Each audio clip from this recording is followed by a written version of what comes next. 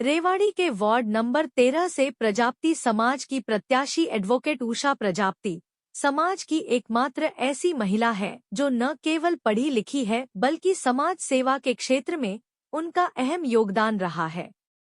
Advocate Usha Prajapati ने बताया कि उन्होंने न जाने कितने ही बच्चों को राइट टू एजुकेशन के तहत निःशुल्क शिक्षा दिलवाई है, मजदूर वर्गों को उनके हक दिलवाए हैं, कन्याओं को स्कूल जाने के लिए सरकारी योजनाओं से स्कूटी दिलवाई है। उन्होंने बिना पार्षद पद या बिना किसी राजनैतिक पार्टी के सहारे भी सरकार की योजनाओं को जन जन तक पहुंचाया। उन्होंने दूसरी महिला प्रत्याशियों के बारे कहा कि आप उनके पोस्टर देख सकते हैं, किसी में किसी का पति, किसी का ससुर और परिवार के अन्य लोगों की पहचान के बिना उनको कोई नहीं जानता। मैं अकेली पढ़ी लिखी ऐसी महिला हूँ जो जनता के बीच जाकर उनके मुद्दे स्वयं सुलझाऊंगी। उनके परिजन जेब में स्टैंप रखेंगे। अभी तक किसी भी प्रत्याशी ने अपना घोषणा पत्र जारी नहीं किया है, जबकि मैंने अपना घोषणा पत्र जारी किया है। उन्होंने बताया कि उन्हें जनता का भारी समर्थन और प्यार मिल रहा है। नमस्कार सभी साथियों को, मैं सभी पत्रकार बंधुओं का स्वागत करती हूं। मैं advocate Usha Prajapati ward number 13 से इलेक्शन में फाइट कर रही हूं। मुझे 10 से 12 साल हो गए सोशल वर्किंग करते हुए।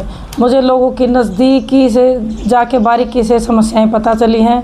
जो अन्य वार्ड पार्षद उस पर खरे नहीं उतरते हैं। सब वार्ड पार्षद बनने के बाद लोगों को अपना चेहरा नहीं दिखाते हैं। मैंने जैन सभा के अंदर लोगों की समस्याओं को नज़दीकी से देखा है। उनकी गलियां कच्ची हैं, वहाँ पे बरसात में पानी भरता है, जिसके कारण मच्छर मक्खियाँ बीमारियाँ फैलती हैं। और मोहल्लों में मैंने कवर किया है, जो गरीब लोग हैं वे अपनी मजदूरी से ऊपर नहीं उठ सकते और ना उनको सरकारी योजनाओं का पता चलता है। समय समय पर कोई भी वार्ड पार्षद उनको योजनाओं के बारे में नहीं बताता है, बच्चों की एजुकेशन के बारे में नहीं बताता है। जबकि मैं 10-15 सालों से गरीब बच्चों का 134A के तहत हज़ारों बच्चों का एडमिशन भी कराया है। RTE के तहत भी बच्चों का एडमिशन अब भी करा रही हूँ। इस सेशन में भी मैंने काफ़ी बच्चों का कराया। हालांकि मैं चुनावी प्रचार में बिजी थी, उसके बाद भी मैंने गरीब बच्चों का कराया है। जो बहुत से मोहल्ले ऐसे हैं जिनमें पानी भरता है बरसात के टाइम में, वहाँ पर कोई फॉगिंग वगैरह नहीं की जाती और ना ही उनको कोई सूचनाएं दी जाती कि आने वाली ये योजनाएं हैं, ये है, कुछ नहीं किया जाता।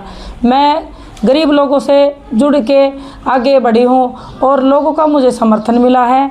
लोगों ने मुझसे कहा है कि आप चुनाव में आइए और हम आपका साथ देंगे, ताकि आप जो लोगों को बारीकी से पहचान रहे हो, उनकी समस्याएं देख रहे हो, आप उसका निदान कर सकते हो। मैंने इस बाबत एक घोषणा पत्र भी दिया है कि मैं चुनाव में जीतने के बाद ये घोषणा करती हूँ कि मैं अपनी सारी जितने भी मैंने घोषणाएं की है उनको पूरा करूंगी। मेरे अलावा जो भी प्रत्याशी हैं उन्होंने किसी ने भी कोई घोषणा पत्र नहीं दिया है, ना कोई उनसे कहा है कि हम क्या करेंगे क्या नहीं करेंगे। जो भी प्रत्याशी हैं वे सभी हाउसवाइफ हैं। मैं 10-12 सालों से सोशल वर्क कर रही हूँ, पढ़ी लिखी हूँ, रेवाड़ी कोर्ट में एज ए प्रैक्टिस कर रही हूँ, समाज सेवा कर रही हूँ। बीजेपी है या कांग्रेस पार्टी है, इस बात से फ़र्क नहीं पड़ता। फ़र्क इस बात से पड़ता है कि लोगों का मेरे प्रति क्या रुझान है, क्या प्यार है और क्या सम्मान है, इस बात का है। मैं उनकी समस्याएं देखती हूँ। कांग्रेस और बीजेपी के जो भी प्रत्याशी हैं वे सिर्फ चुनाव के दौरान उनके पास जाते हैं।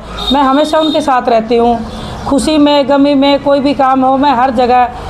मेरे पड़ोस में कईयों के साथ साइबर क्राइम हुआ, मैं उनके साथ हमेशा तत्पर खड़ी रही हूँ।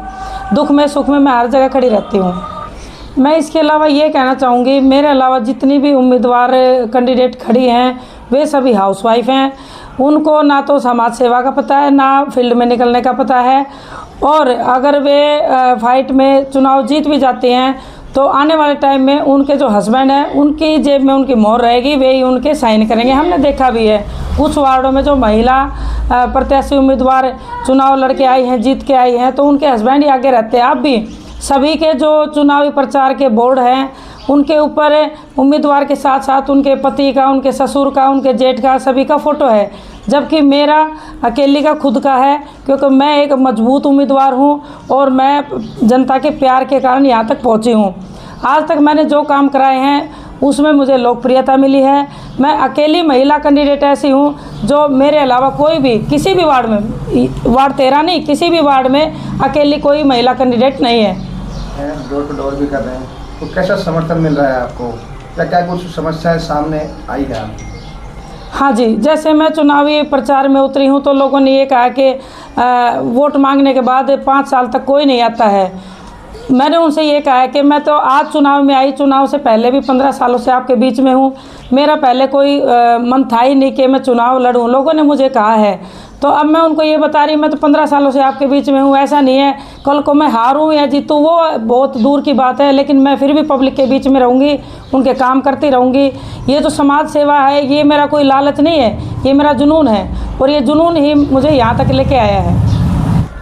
मैं इस विषय में ये कहूँगी, जो संजय भाई है, हम खुद 10-12 साल से एक साथ समाज सेवा कर रहे थे। कई पहलुओं में भाई ने मेरी हेल्प की है, कई पहलुओं में मैंने भाई की हेल्प की है, और हमें अच्छा लगता है जब कोई गरीब परिवार किसी योजना का लाभ उठाकर, या कोई बच्चा बड़े स्कूल में, जिस स्कूल में उन लोगों की हैसियत नहीं होती जाने की, और वहाँ बच्चा पढ़ता है, वे खुश होकर आते हैं, तो हमें बड़ी खुशी होती है, हमें समाज सेवा से खुशी होती है। मैम, आप कह रहे हो समाज सेवा में मैंने बहुत काम किया है, तो क्या क्या काम किया है, कोई ब्यौरा है?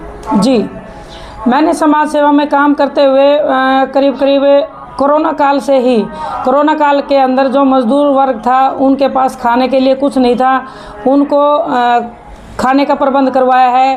कुछ जो पूंजीपति थे, उन्होंने खाने का डिस्ट्रीब्यूट किया। तो वे लोग मुझसे पूछते थे, क्यों मैं मज़दूरी से जुड़ी हुई हूँ, कि मज़दूर कहाँ रह रहे हैं, उनको क्या समस्याएं हैं, खाने तक का मैंने उनको कराया है, और उनके फॉर्म ऑनलाइन अप्लाई किए हैं ताकि उनको कुछ सुविधा मिल सके कोरोना के दौरान। फिर मज़दूर पंजीकरण का जो काम था, मज़दूरों को ये पता नहीं होता कि इस योजना में क्या डॉक्यूमेंट्स लगते हैं, क्या समय समय पे स्कीम आती है। मैंने गरीब बच्चियों को, जो पात्र बच्चियां थी, उनको स्कूटियां भी दिलाई हैं ताकि उनकी पढ़ाई बाधित ना हो और वे कंटिन्यू कॉलेज जा सके, और एक मज़दूर वर्ग की बेटी अपनी जो शिक्षा से ऊपर उठ सके और समाज के अंदर एक अच्छा नाम कमा सके। नमस्कार, मैं संजय शर्मा, समाज सेवी। आज उषा एडवोकेट जी को तन मन धन से समर्थन करने आया हूँ। इन्होंने जो घोषणा पत्र जारी किया है वो एक ऐतिहासिक है, और वास्तव में गर्मी सर्दी कैसा भी मौसम हो, हमेशा तत्पर रहती है। आधी रात को भी कोई मजदूर उनके साथ जाती है।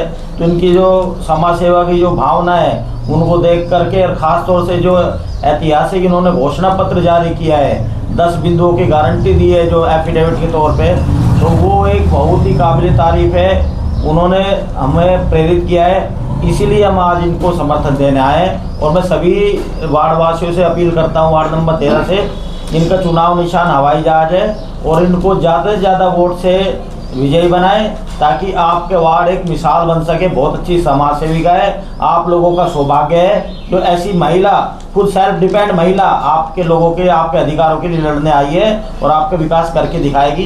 एक बार हमारे पर विश्वास करते हुए वार्ड वासियों से सभी से अपील है कि हवाई जहाज के निशान पर मोहर लगाइए। वार्ड नंबर 13 से एडवोकेट उषा प्रजापति को भारी ज़्यादा से ज़्यादा वोटों से विजयी बनाइए ताकि आपके वार्ड का भी विकास हो सके और शहर में एक मिसाल बन सके। नमस्कार सभी को, मैं जोनी प्रजापति आप सभी से हाथ जोड़कर अपील करता हूं कि उषा मैडम को, उषा प्रजापति जी को अपने भारी मतों से विजयी बनाएं। जैसा कि सभी को पता है, उषा जी पिछले 15 सालों से सोशल एक्टिविटीज़ में रही है, और उन्होंने बहुत सारे शिक्षा के विभाग में और विकास के कार्यों में बहुत सारे काम किए हैं। तो मेरा सभी से हाथ जोड़ के निवेदन है कि उनको भारी मतों से विजयी बना करके एक ताकत दीजिए और प्रशासन में बैठाइए ताकि वो आपके हकों के लिए लड़ सके। धन्यवाद। नमस्कार जी, मैं अशोक वर्मा रेवाड़ी से। मैं उषा बहन जी को पूरे समर्थन, जो अपना समाज का जो पूरा समर्थन है उसके साथ हैं, और इन्होंने जो काम किए बड़े सराहनीय हैं। और मैं सभी से, वार्ड नंबर 13 के सभी वार्ड वासियों से अपील करता हूं कि इनको भारी वोटों से विजयी बनाएं ताकि अपने समाज का नाम हो सके और अपने वार्ड का काम हो सके। धन्यवाद जी।